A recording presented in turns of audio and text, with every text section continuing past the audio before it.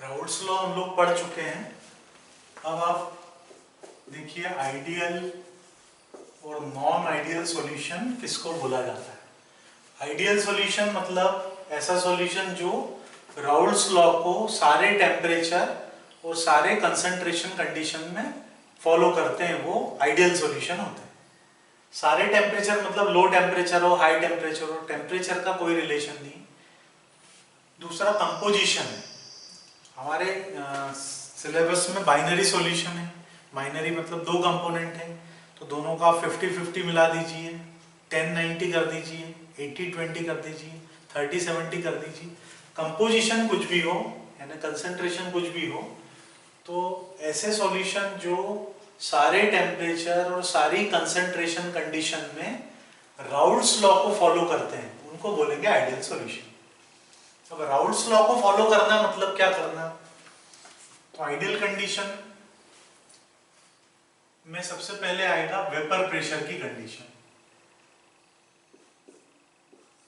Raoult's law में जो हमने डिस्कस किया है, ए का पार्शियल प्रेशर ए की प्योर स्टेट में वेपर प्रेशर और उसके मोल फ्रैक्शन के प्रोडक्ट के बराबर है। बी का partial pressure P naught B X B के प्रोडक्ट के बराबर है। तो टोटल वेपर प्रेशर जो होगा वो ए और बी दोनों के पार्शियल प्रेशर के सम के इक्वल हो। पहली कंडीशन। दूसरी कंडीशन, आपके पास दो कंपोनेंट है, एक सॉल्यूट है, एक सॉल्वेंट है, दोनों को आप मिक्स कर रहे हैं। एक 100 ml है, दूसरा 150 ml है। दोनों को मिलाने के बाद फाइनल सॉल्यूशन कितना होना चाहिए, 100 + 150 250 ml। तो सेकेंड कंडीशन है change in volume after mixing the two component it is equal to 0। मतलब न तो वॉल्यूम इंक्रीज होना चाहिए न डिक्रीज होना चाहिए। जो वॉल्यूम 100 + 150 250 होता है, वही मिलाने के बाद 250 ml आपको मिलना चाहिए। तो वॉल्यूम में कोई चेंज नहीं होगा। तीसरी कंडीशन एंथैल्पी की है, change in enthalpy after mixing the two component it is equal to 0। मतलब मिक्सिंग के बाद न तो हीट इवॉल्व होनी चाहिए न एब्जॉर्ब होनी चाहिए। हीट चेंज 0 है, वॉल्यूम चेंज 0 है, टोटल वेपर प्रेशर जो है वो दोनों कंपोनेंट के पार्शियल प्रेशर के सम के इक्वल है। ये तीनों आइडियल कंडीशन है। तो आइडियल सॉल्यूशन के लिए ये तीन कंडीशंस हैं। अब ऐसे कौन से कंपाउंड हैं जो आइडियल सॉल्यूशन का एग्जांपल हो सकते हैं, इनको याद रखना बिल्कुल आसान है। सबसे पहला सबसे कॉमन एग्जांपल है बेंजीन एंड टॉलीन। बेंजीन और टॉलीन का मिक्सचर, ये आइडियल सॉल्यूशन का एग्जांपल है। दूसरा है क्लोरोबेंजीन और ब्रोमोबेंजीन का मिक्सचर। क्लोरोबेंजीन और ब्रोमोबेंजीन का मिक्सचर। बेंजीन का फॉर्मूला तो आपको पता ही है ना, तो टॉलीन का भी पता है, मिथाइल बेंजीन। तीसरा है ethyl chloride and ethyl bromide, ये भी आइडियल सॉल्यूशन फॉर्म करता है। फोर्थ है normal hexane and normal heptane, इन दोनों का मिक्सचर। ठीक है, तो ये एग्जांपल्स हैं आइडियल सॉल्यूशन के। बेंजीन और टॉलीन का मिक्सचर, क्लोरोबेंजीन और ब्रोमोबेंजीन का मिक्सचर, इथाइल क्लोराइड और इथाइल ब्रोमाइड का mixture, normal hexane, normal heptane, ये सब आइडियल सॉल्यूशन। अब आइडियल सॉल्यूशन को ग्राफिकली अपन कैसे रिप्रेजेंट करेंगे वो आप देख लीजिए।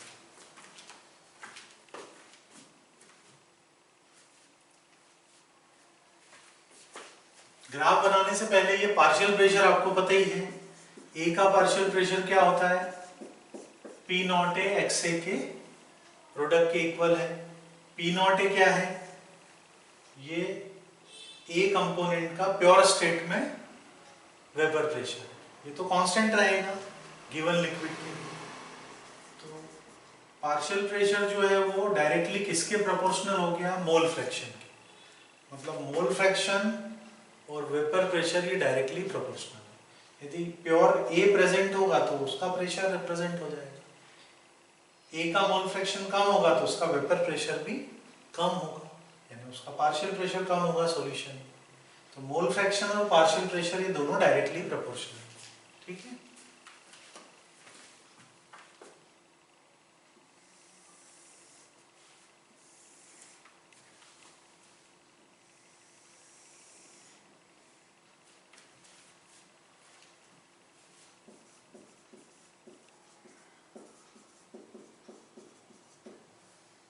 यहाँ पर हम ले रहे हैं वेपर प्रेशर वाई एक्सिस पे और एक्स एक्सिस पर ले रहे हैं मोल फ्रैक्शन।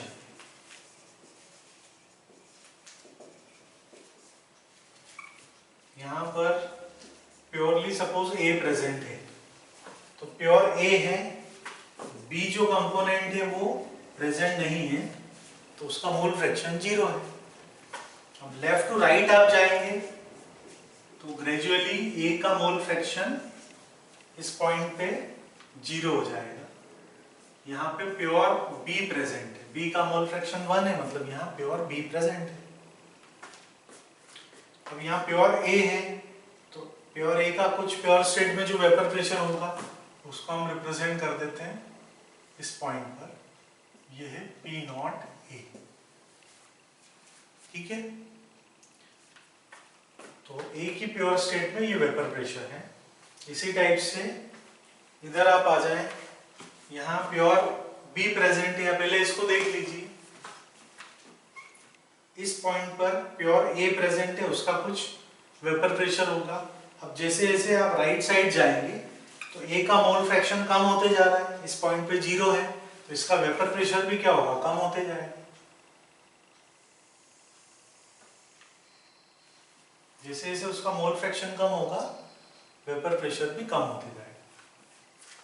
इस पॉइंट पर प्योर बी प्रेजेंट है, उसका कुछ वेपर प्रेशर होगा, अब वो इसके बराबर होगा या कम ज्यादा होगा, तो नेचुरली बराबर तो हो नहीं सकता, या तो जो बी कंपोनेंट है ए से या तो ज्यादा वोलेटाइल होगा या कम वोलेटाइल होगा। यदि ज्यादा वोलेटाइल है तो उसका वेपर प्रेशर ज्यादा होगा, कम वोलेटाइल है तो उससे कम होगा, है ना, इसलिए ऊपर या नीचे ड्रॉ किया है। तो सपोज अपन मान लेते हैं बी कंपोनेंट का वेपर प्रेशर ए से ज्यादा है, ये हो गया पी नॉट बी। अब लेफ्ट हैंड साइड आप जाएंगे तो बी का मोल फ्रैक्शन कम हो रहा है ग्रेजुअली, तो उसका वेपर प्रेशर भी कम होगा।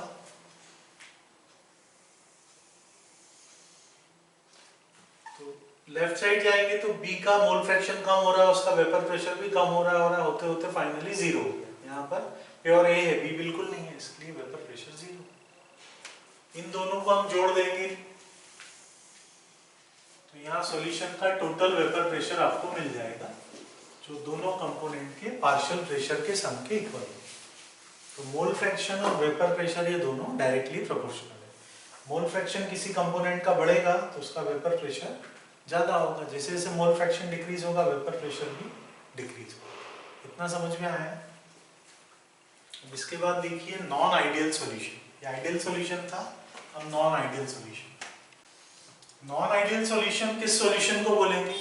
तो ऐसा सॉल्यूशन जो राउल्ट्स लॉ को सारी टेम्परेचर और सारी कंसंट्रेशन कंडीशन में फॉलो नहीं करता है, जो कुछ स्पेसिफिक टेम्परेचर और कंसंट्रेशन कंडीशन में ही राउल्ट्स लॉ फॉलो करते हैं, उनको बोला जाता है non ideal solution.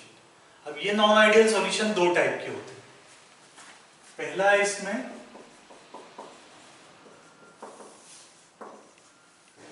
Non ideal solution showing positive deviation from ideal behaviour, और दूसरा होगा solution showing negative deviation from ideal behaviour. तो पहला हम लेते हैं non ideal solution having positive deviation from ideal behaviour. A का पार्शियल प्रेशर आइडियल कंडीशन होती तो इस प्रोडक्ट के इक्वल होता, लेकिन ये पॉजिटिव डिविएशन शो कर रहा है, तो ए का पार्शियल प्रेशर इस प्रोडक्ट से ज्यादा होगा। इसी टाइप से बी कंपोनेंट का पार्शियल प्रेशर भी इस प्रोडक्ट से ज्यादा होगा, तो जो टोटल वेपर प्रेशर होगा वो भी दोनों कंपोनेंट के पार्शियल प्रेशर के सम से ज्यादा होगा, ठीक है।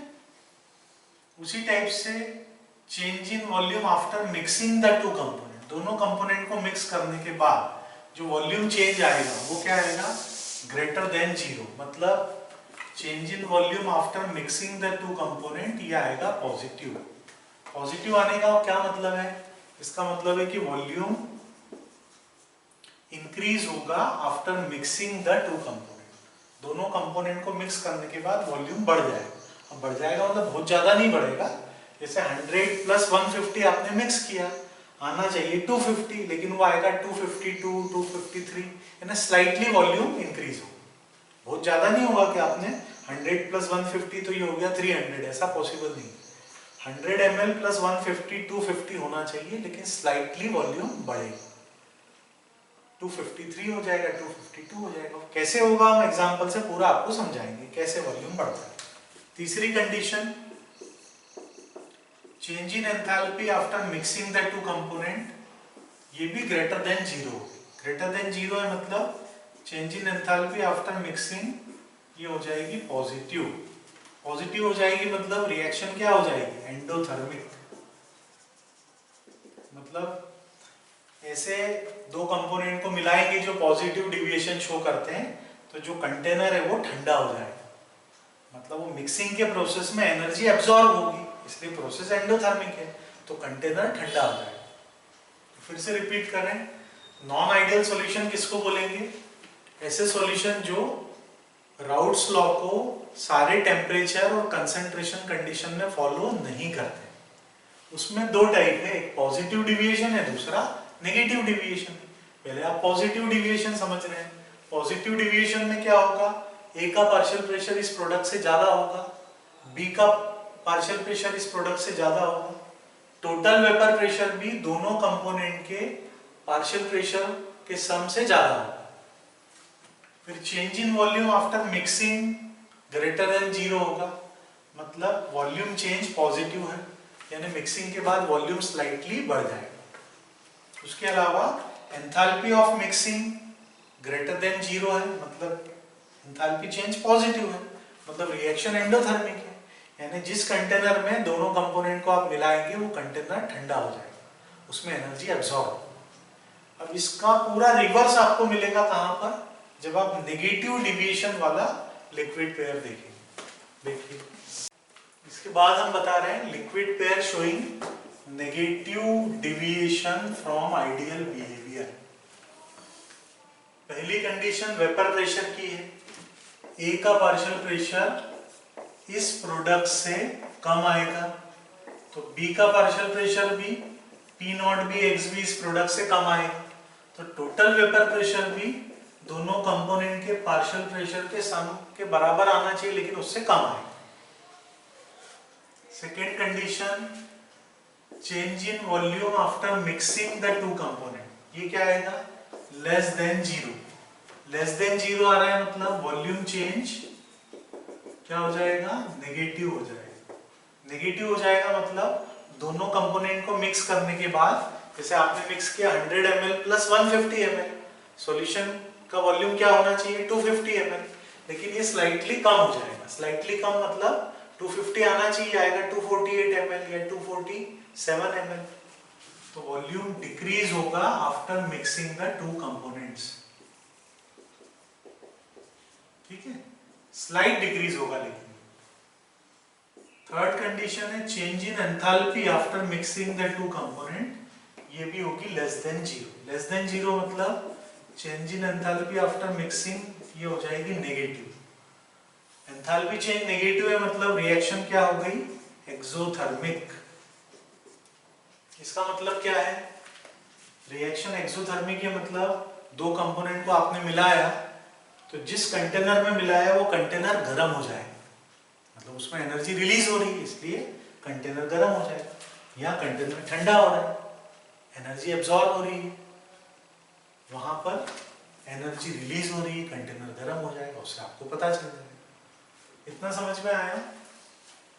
तो फिर से हम रिपीट कर रहे हैं, नॉन आइडियल सॉल्यूशन मतलब वो सॉल्यूशन जो राउल्ट्स लॉ को सारे टेम्परेचर और सारे कंसंट्रेशन या कंपोजिशन कंडीशन में फॉलो नहीं करते।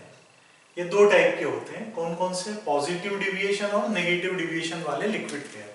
पॉजिटिव डिविएशन के लिए क्या तीन कंडीशन है, ए का पार्शियल प्रेशर इस प्रोडक्ट से ज्यादा आएगा, बी का पार्शियल प्रेशर इस प्रोडक्ट से ज्यादा आएगा, टोटल वेपर प्रेशर भी दोनों के पार्शियल प्रेशर के सम से ज्यादा होगा।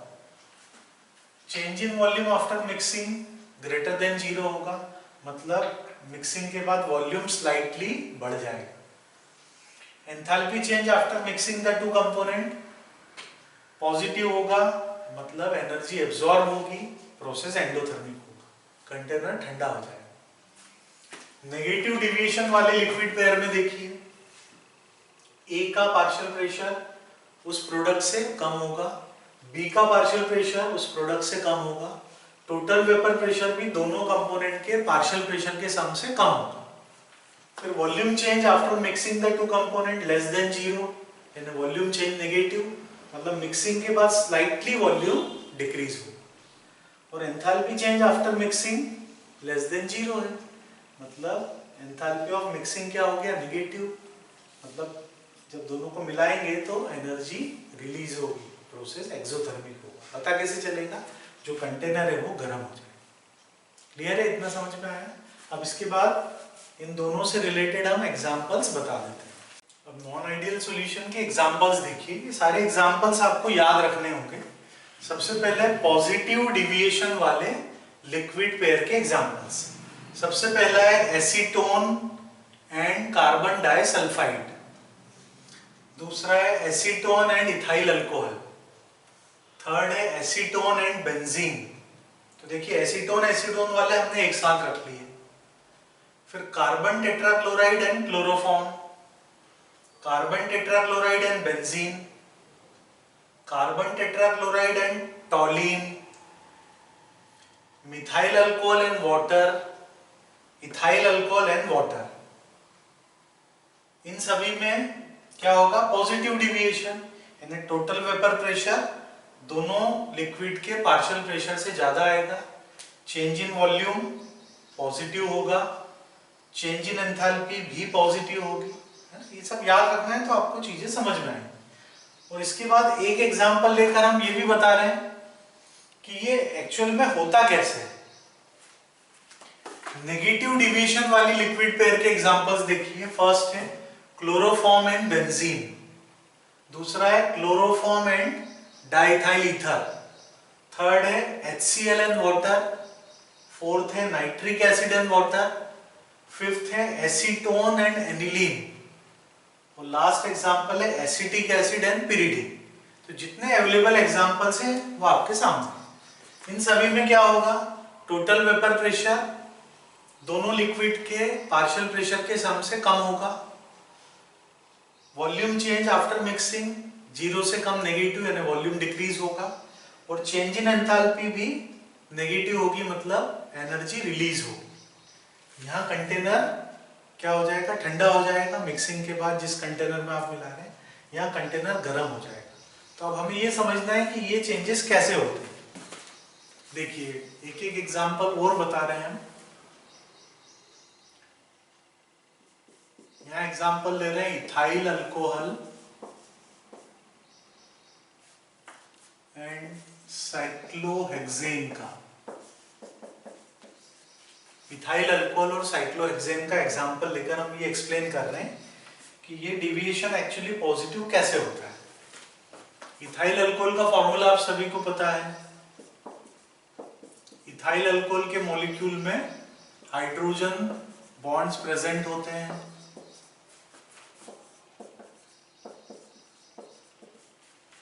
ऑक्सीजन ये नेगेटिव पोल है, hydrogen positive pole. Oxygen negative, hydrogen positive pole, oxygen negative, hydrogen positive pole.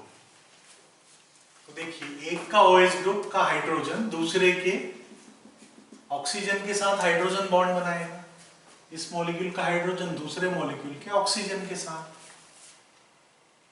तो इथाइल अल्कोहल जब आप लेंगे, एक कंटेनर में इथाइल अल्कोहल है, उसके मॉलिक्यूल में ऑलरेडी हाइड्रोजन बॉन्ड्स प्रेजेंट होते ही। अब इस इथाइल अल्कोहल में हम एक दूसरा सॉल्वेंट मिला रहे हैं। कौन सा, साइक्लोहेक्सेन। तो जैसे ही आप साइक्लोहेक्सेन मिलाएंगे क्या होगा, साइक्लोहेक्सेन के मॉलिक्यूल जो इंटरस्टिशियल वॉइड्स है, यानी अल्कोहल के दो मॉलिक्यूल के बीच में जो गैप्स हैं उसको ऑक्यूपाई करेंगे, उसमें एंटर करेंगे। तो जैसे ही आपने साइक्लोहेक्सेन मिलाया, ये इंटरस्टिशियल वॉइड्स में जाएंगे, उससे क्या होगा, ये जो ऑलरेडी एग्जिस्टिंग हाइड्रोजन बॉन्ड्स हैं इथाइल अल्कोहल के मॉलिक्यूल के बीच में, ये ब्रेक होंगे। ये ब्रेक होगा तो क्या होगा, मॉलिक्यूल पास पास थे हाइड्रोजन बॉन्ड के कारण, जैसे ही ये एंटर हुआ, ये हाइड्रोजन बॉन्ड ब्रेक होंगे, तो ब्रेक होंगे तो मॉलिक्यूल थोड़े दूर जाएंगे। अब मॉलिक्यूल दूर जाएंगे, इन्हें उनके जो इंटरमोलिकुलर फोर्सेस है अब वो वीक हो चुके हैं पहले के कंपैरिजन में, तो मॉलिक्यूल दूर जाएंगे, इंटरमोलिकुलर फोर्सेस वीक हो गए, तो अब दोनों ही कंपोनेंट के मॉलिक्यूल सॉल्यूशन बनने के बाद इजीली वेपर स्टेट में जा पाएंगे। तो वेपर स्टेट में अब इजीली जा पाएंगे मिक्सिंग के बाद, इसलिए जो टोटल वेपर प्रेशर होगा वो दोनों के पार्शियल प्रेशर के सम से ज्यादा है। समझ में आया एक पॉइंट। दूसरा पॉइंट देखिए, जैसे ही साइक्लोहेक्सेन आपने मिलाया, ये ऑलरेडी एग्जिस्टिंग बॉन्ड्स ब्रेक होंगे, बॉन्ड ब्रेक होंगे तो मॉलिक्यूल दूर जाएंगे, मॉलिक्यूल दूर जाएंगे तो जो वॉल्यूम चेंज है वो पॉजिटिव हो जाएगा, यानी वॉल्यूम स्लाइटली इंक्रीज होगा, क्योंकि मॉलिक्यूल दूर जा रहे हैं तो वॉल्यूम स्लाइटली बढ़ जाएगा। ये समझ में आ गया दूसरा पॉइंट। अब तीसरा पॉइंट देखिए, जब आपने साइक्लोहेक्सेन मिलाया, already existing hydrogen bonds break हुए, जब बॉन्ड ब्रेक होंगे तो breaking of bond require some energy, bond break करने में एनर्जी की रिक्वायरमेंट होगी, वो एनर्जी कहां से मिलेगी, तो सिस्टम से ही मिलेगी, तो सिस्टम की एनर्जी कम हो जाएगी, इसलिए एंथैल्पी चेंज क्या हो जाएगा, पॉजिटिव। अब सिस्टम की एनर्जी कम हो गई तो जिस कंटेनर में आपने मिक्सिंग किया वो कंटेनर ठंडा हो जाएगा, क्योंकि एनर्जी प्रोसेस में एब्जॉर्ब हो। समझ में आया। तो तीनों चीजें हम बता रहे हैं फिर से। जब आपने साइक्लोहेक्सेन को मिलाया इथाइल अल्कोहल में, इथाइल अल्कोहल में पहले से ही ऑलरेडी हाइड्रोजन बॉन्ड्स प्रेजेंट हैं, साइक्लोहेक्सेन मिलाने से वो हाइड्रोजन बॉन्ड ब्रेक हो गए, ब्रेक होने से मॉलिक्यूल अब इजीली वेपर स्टेट में जा सकते हैं, इसलिए वेपर प्रेशर बढ़ जाएगा। दूसरा, बॉन्ड ब्रेक होने के कारण मॉलिक्यूल दूर जाएंगे, दूर जाएंगे तो वॉल्यूम चेंज पॉजिटिव, यानी वॉल्यूम स्लाइटली बढ़ जाएगा। तीसरा, बॉन्ड ब्रेक होगा तो एनर्जी उसमें एब्जॉर्ब होगी, तो सिस्टम की एनर्जी कम हो जाएगी, इसलिए एंथैल्पी चेंज क्या हो जाएगा, मिक्सिंग के बाद पॉजिटिव हो जाएगा, रिएक्शन एंडोथर्मिक हो जाएगी, कंटेनर जिसमें कर रहे हैं वो ठंडा हो जाएगा। समझ में आई तीनों चीजें। तो यहां पर एक्चुअली क्या हो रहा है, दो कंपोनेंट हैं ए और बी, मिक्सिंग से पहले इनके बॉन्ड स्ट्रॉन्ग थे, जब दोनों कंपोनेंट को हमने मिक्स किया, सॉल्यूशन बना, तो हम ऐसे भी बोल सकते हैं कि जो ए बी इंटरेक्शन है, सॉल्यूशन में जो दोनों कंपोनेंट की इंटरेक्शन है, इसको हमने देखिए डॉटेड लाइन से बताया है, ये डार्क लाइन से रिप्रेजेंट किया है, मतलब ये वीक बॉन्ड है, ये स्ट्रॉन्ग बॉन्ड है, ठीक है। तो हम ऐसा बोल सकते हैं कि जो बाद वाली इंटरेक्शन है, ए बी इंटरेक्शन जो है, it is weaker than previous interaction, A B interaction is weaker than A A B B interaction, इसलिए क्या होगा, वेपर प्रेशर बढ़ जाएगा। अब वेपर प्रेशर बढ़ेगा तो बॉइलिंग पॉइंट कम हो जाएगा नेचुरली, ठीक है। अब इसको देखिए नेगेटिव डेविएशन में क्या होता है, यहां हम एग्जांपल ले रहे हैं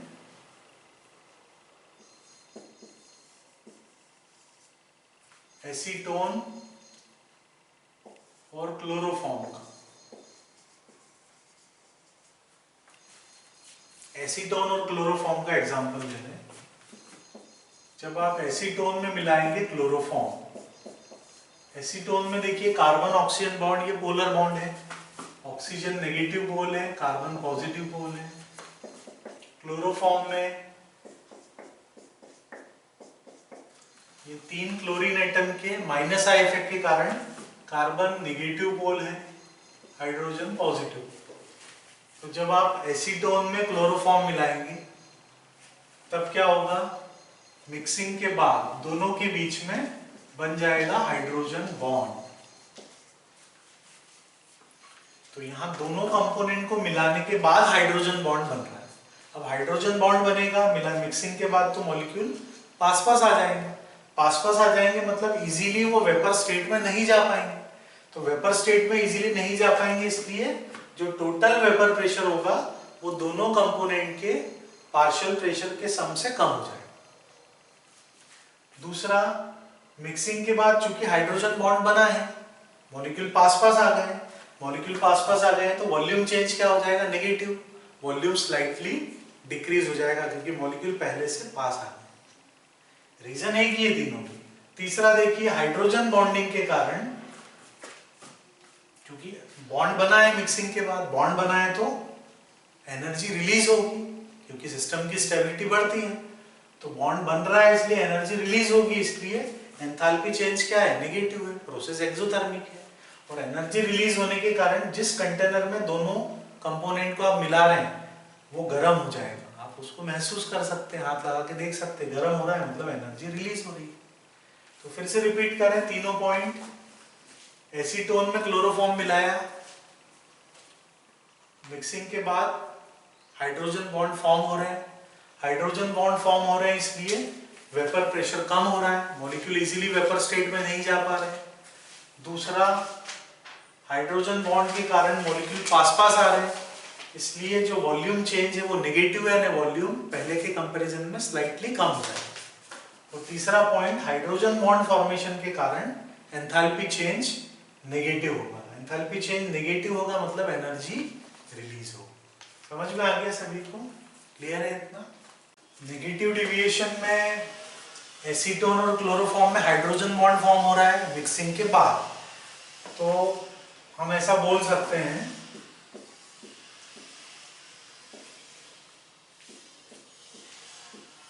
कि जो मिक्सिंग के बाद वाली इंटरेक्शन है, यानी एबी जो इंटरेक्शन है ये स्ट्रॉन्गर है as compare to previous interaction.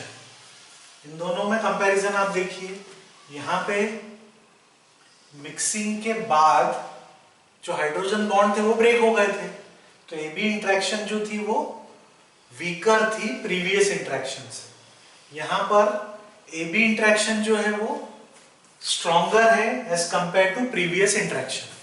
उसके अलावा हमने क्या बताया था, यहाँ एबी इंटरेक्शन वीकर है तो वेपर प्रेशर बढ़ेगा, वहां एबी इंटरेक्शन स्ट्रॉन्गर है तो वेपर प्रेशर डिक्रीज होगा। अब यहाँ वेपर प्रेशर बढ़ेगा तो बॉइलिंग पॉइंट कम हो जाएगा मिक्सिंग के बाद, यहाँ वेपर प्रेशर कम हो रहा है मतलब बॉइलिंग पॉइंट इंक्रीज होगा। समझ में आया इतना? अब इससे रिलेटेड ग्राफ हम देख लेते हैं। पॉजिटिव और नेगेटिव डेविएशन को ग्राफिकली कैसे रिप्रेजेंट करेंगे वो देखिए। आइडियल सॉल्यूशन में हमने आपको बताया ही था, यहां पर हम ग्राफ प्लॉट कर रहे हैं वेपर प्रेशर और मोल फ्रैक्शन के बीच में।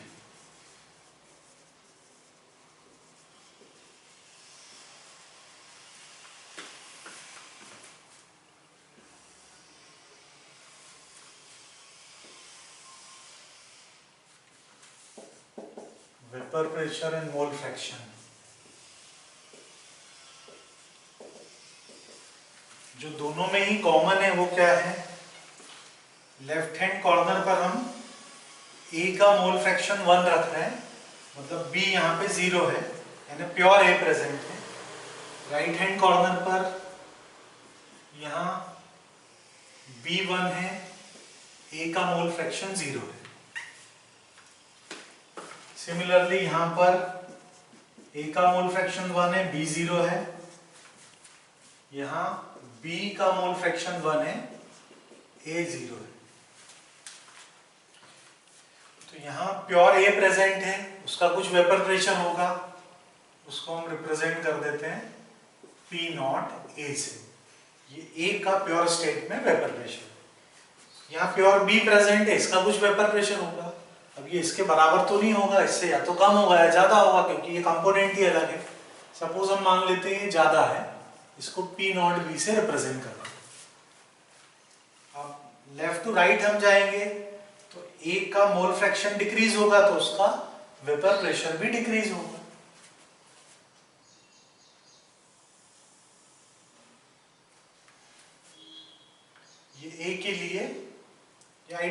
कंडीशन है, ए के लिए पार्शियल प्रेशर कर्व। इसी टाइप से बी के लिए आप देखिए, बी के लिए वेपर प्रेशर कर्व है, प्योर बी है। इन दोनों को हम कंबाइन कर देंगे तो आपको सॉल्यूशन का टोटल वेपर प्रेशर मिल जाएगा। सिमिलरली यहां भी हम ड्रॉ कर सकते हैं। यहाँ प्योर ए प्रेजेंट है, ये पी नॉट ए। जैसे जैसे ए डिक्रीज होगा उसका वेपर प्रेशर भी डिक्रीज होगा। यहाँ प्योर बी प्रेजेंट है, सपोज उसका वेपर प्रेशर ए कंपोनेंट से ज्यादा है। इन दोनों को कंबाइन करेंगे तो ये सॉल्यूशन के लिए वेपर प्रेशर कर्व आ जाएगा। अब ये एक आइडियल कंडीशन है। डिविएशन जब होगा तब क्या होगा, यहां पर हम पॉजिटिव डिविएशन की बात कर रहे हैं। पॉजिटिव डिविएशन मतलब ये आइडियल कंडीशन है जो ब्लैक लाइन से ड्रॉ की है। पॉजिटिव डिविएशन में ए का वेपर प्रेशर जो है, पार्शियल प्रेशर, वो ज्यादा आएगा जो होना चाहिए उससे ज्यादा। इसी टाइप से बी कंपोनेंट का वेपर प्रेशर ये ज्यादा है आइडियल कंडीशन से, तो जो टोटल वेपर प्रेशर होगा वो भी ज्यादा होगा दोनों के पार्शियल प्रेशर के सम से। ये पॉजिटिव डिविएशन के लिए ग्राफ होगा। सिमिलरली नेगेटिव डिविएशन में आप देखिए, ए का ये वेपर प्रेशर कर्व है ब्लैक लाइन से जो रिप्रेजेंट किया, ये आइडियल कंडीशन है। अब यहाँ नेगेटिव डिविएशन है, मतलब जो आना चाहिए पार्शियल प्रेशर वो नहीं आएगा, उससे कम आएगा। इसी टाइप से बी के लिए जो आना चाहिए वो नहीं आएगा, उससे कम आएगा। तो टोटल वेपर प्रेशर भी आइडियल से कम होगा। ठीक है, तो सबसे पहले ये लाइन रिप्रेजेंट कर रहा है, ये लाइन रिप्रेजेंट कर रहा है ए के पार्शियल प्रेशर को, जो कि पी नॉट ए एक्स ए से ज्यादा है। ग्राफ ऊपर बना हुआ है, मतलब ये इस प्रोडक्ट से ज्यादा है। ये लाइन रिप्रेजेंट कर रहा है बी के पार्शियल प्रेशर को, ये P naught B X B इस प्रोडक्ट से ज्यादा है। ये टोटल वेपर प्रेशर है सॉल्यूशन का, जो दोनों कंपोनेंट के पार्शियल प्रेशर के सम से ज्यादा है, क्योंकि ग्राफ ऊपर बन रहा है, आइडियल कंडीशन है। समझ में आया? अब यहां देखिए सिमिलरली,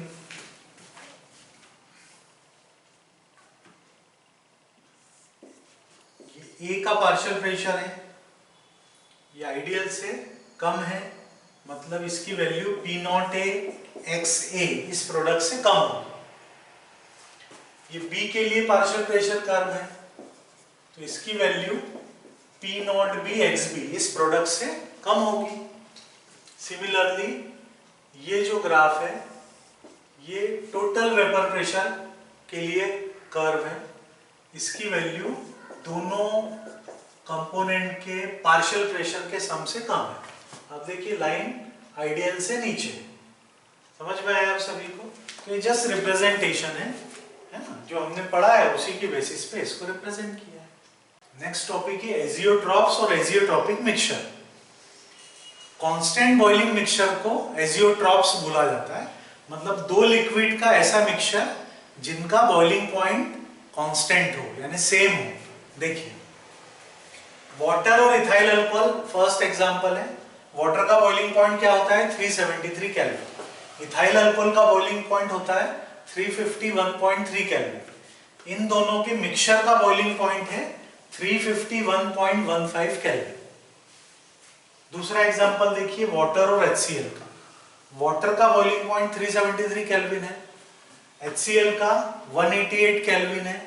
इन दोनों के मिक्सचर का बॉइलिंग पॉइंट है 383 केल्विन। फर्स्ट केस में आप देखिए ये जो बॉइलिंग पॉइंट है ये इन दोनों के कंपैरिजन में क्या है? कम है। सेकेंड केस में देखिए जो मिक्सचर का बॉइलिंग पॉइंट है इन दोनों के कंपैरिजन में ज्यादा है। यहां बॉइलिंग पॉइंट कम है मिक्सचर का, वहां बॉइलिंग पॉइंट मिक्सचर का ज्यादा है। इसीलिए एजियोट्रॉप्स दो टाइप के होते हैं, मिनिमम बॉइलिंग एजियोट्रॉप्स, दूसरा होता है मैक्सिमम बॉइलिंग एजियोट्रॉप्स। पहले अपन मीनिंग समझेंगे, धीरे धीरे पूरा समझ में आएगा। तो यदि दो लिक्विड का ऐसा मिक्सचर जिसका बॉइलिंग पॉइंट दोनों कंपोनेंट के बॉइलिंग पॉइंट से कम है। अब देखिए ये 351.3 है और ये 351.15 है। इस सेकेंड कंपोनेंट से 0.15 केल्विन कम है, लेकिन कम तो है। तो दोनों कंपोनेंट से यदि बॉइलिंग पॉइंट मिक्सचर का कम है तो उसको बोलेंगे मिनिमम बॉइलिंग एजियोट्रॉप्स। और दोनों कंपोनेंट के कंपैरिजन में मिक्सचर का बॉइलिंग पॉइंट यदि ज्यादा है तो उसको हम बोलेंगे मैक्सिमम बॉइलिंग एजियोट्रॉप्स। अब सवाल उठता है कि ये बनेगा कैसे? तो क्या कोई भी दो लिक्विड को मिला लें और एजियोट्रॉप्स बन जाएगा? तो ऐसा नहीं होगा। देखिए यहां पर हमने वाटर और इथाइल अल्कोहल लिया है और उनका कंपोजिशन भी डेफिनेट है। वाटर कितना है? 4.63% और 100 में से इसको माइनस कर दें तो बचा हुआ 95.37% इथाइल अल्कोहल है। तो ये जो एजियोट्रॉप्स बनेगा वहां भी आप देख सकते हैं वाटर कितना परसेंट है? 79.7%। HCl कितना है? 20.3%। टोटल 100% में ये इतना है, रिमेनिंग ये इतना है। तो केवल इस कंपोजिशन वाले इन दोनों लिक्विड पेयर के लिए एक डेफिनेट कंपोजिशन है।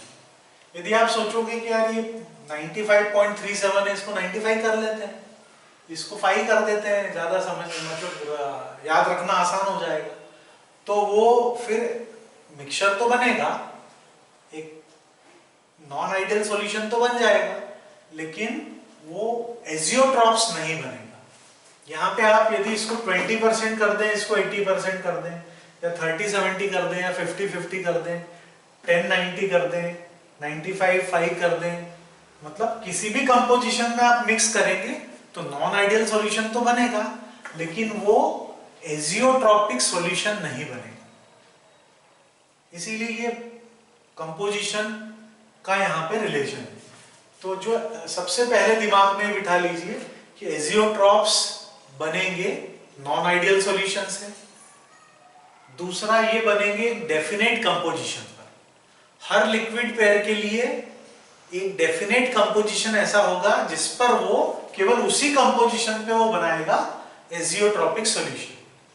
तो जब हम वाटर इथाइल अल्कोहल का एग्जांपल लेंगे तो केवल इस कंपोजिशन के लिए ही वो एजियोट्रॉपिक मिक्सचर बनाएंगे।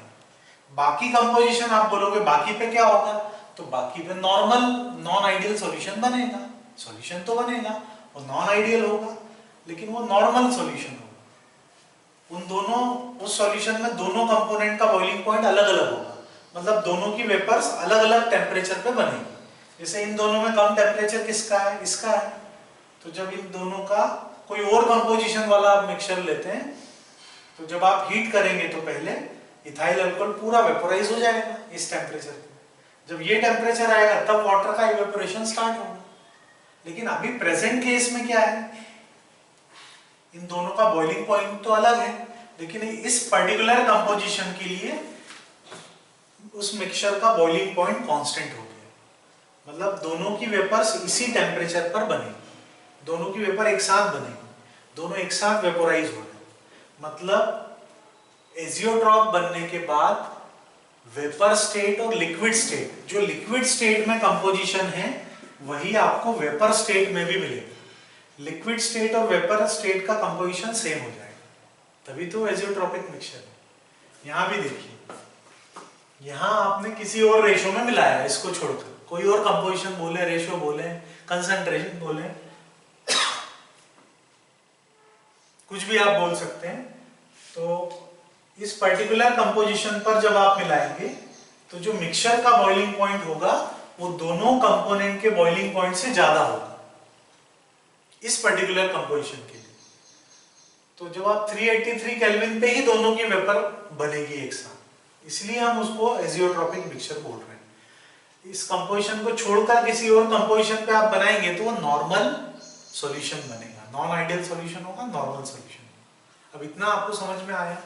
तो एजियोट्रॉप्स या एजियोट्रॉपिक मिक्सचर क्या है? कांस्टेंट बॉइलिंग मिक्सचर या mixture of two liquids having constant boiling point. दो लिक्विड का ऐसा मिक्सचर जिनका बॉइलिंग पॉइंट कांस्टेंट है। और दूसरी बात जो हमने बताई, इनका जो कंपोजिशन है वो लिक्विड स्टेट और वेपर स्टेट में सेम रहेगा। जो कंपोजिशन लिक्विड स्टेट में वही कंपोजिशन वेपर स्टेट में, इसलिए तो दोनों की एक ही टेम्परेचर पे वेपर बने। दूसरा, जो मिक्सचर है उसके दोनों कंपोनेंट को आप फ्रैक्शनल डिस्टिलेशन से भी सेपरेट नहीं कर सकते। डिस्टिलेशन से हम दो लिक्विड को सेपरेट कर सकते हैं, लेकिन यहां तो दोनों लिक्विड का जो मिक्सचर है, दोनों लिक्विड का मिक्सचर, उसका बॉइलिंग पॉइंट ही सेम है, तो उनको आप डिस्टिलेशन तो क्या फ्रैक्शनल डिस्टिलेशन से भी सेपरेट नहीं कर सकते। अब सवाल ये उठता है कि ये मिनिमम बॉइलिंग एजियोट्रॉप्स कौन से सॉल्यूशन बनाएंगे। तो सबसे पहले ध्यान रखिए कि नॉन आइडियल सॉल्यूशन ये दोनों सॉल्यूशन बनाएंगे। तो ऐसा नॉन आइडियल सॉल्यूशन, यहां पर आप देखिए जो बॉइलिंग पॉइंट है, दोनों कंपोनेंट के बॉइलिंग पॉइंट से मिक्सचर का बॉइलिंग पॉइंट कम है। बॉइलिंग पॉइंट कम है, बॉइलिंग पॉइंट कम है मतलब वेपर प्रेशर क्या होगा, बॉइलिंग पॉइंट और वेपर प्रेशर इनवर्सली प्रोपोर्शनल है। बॉइलिंग पॉइंट कम है मतलब मिक्सचर का वेपर प्रेशर ज्यादा होगा। तो मिक्सचर का वेपर प्रेशर ज्यादा कब होता है, जब liquid pair positive deviation show करते हैं आइडियल बिहेवियर से। मतलब पॉजिटिव डिविएशन वाले लिक्विड पेयर ही मिनिमम बॉइलिंग एजियोट्रॉप्स बनाएंगे। क्लियर है इतना? यहां पर आ जाए, यहां पर आप देखिए जो मिक्सचर का बॉइलिंग पॉइंट है वो दोनों कंपोनेंट के बॉइलिंग पॉइंट से ज्यादा है। अब यहां बॉइलिंग पॉइंट ज्यादा है मतलब वेपर प्रेशर क्या होगा, मिक्सचर का कम होगा। Boiling point vapour pressure they are inversely proportional. तो दोनों का वेपर प्रेशर, मिक्सचर का वेपर प्रेशर कम है इसलिए बॉइलिंग पॉइंट बढ़ गया। मतलब कौन से liquid pair maximum boiling azeotropes बनाएंगे, showing negative deviation from ideal behaviour. और कब बनाएंगे, उस केवल एक कंपोजिशन पर बनाएंगे, इस कंपोजिशन पे, ये लिक्विड पेयर केवल इस कंपोजिशन पे मिनिमम बॉइलिंग एजियोट्रॉप्स बनाएंगे। बाकी सारे कंपोजिशन पे वो पॉजिटिव डिविएशन वाला नॉर्मल सॉल्यूशन रहेगा, एजियोट्रॉपिक सॉल्यूशन नहीं रहेगा। इसी टाइप से इस पर्टिकुलर कंपोजिशन पर ही ये liquid pair maximum boiling azeotropes बनाएंगे। बाकी कोई भी कंपोजिशन आप मिला के नॉर्मल नॉन आइडियल सॉल्यूशन बना सकते हैं।